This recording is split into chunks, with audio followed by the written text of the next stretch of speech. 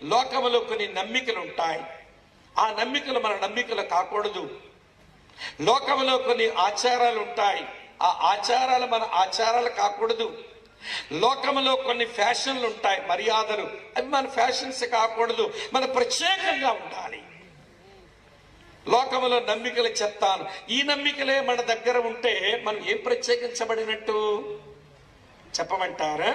పెళ్ళికొడుకు పెళ్లి కూతురు ఇంట్లోకి వస్తుంటే ఈ నిమ్మకాయలు, మిరపకాయలు, ఉప్పుగడ్డలు పట్టుకొని దిష్టి తీస్తుందట. యాకోబులో శకునం పని చేయదని బిలాములంటోడు ఒప్పేసుకున్నాడు. లోకస్తుల నమ్మకం, వీళ్ళ నమ్మకం ఒకటే. నీ నమ్మికలు ఏముంది వ్యత్యాసం? లోకస్తుల మూఢనమ్మకమే నీ దగ్గర ఉంది. చూసారు ఎట్లయ్యా? మారలేదండి, ప్రత్యేకత లేదు. అందరూ అలాగ ఉన్నా దేవుని కొరకు ఒక్కడు ప్రత్యేకించబడ్డాడు. దేవుని స్తోత్రం చెబుదామా?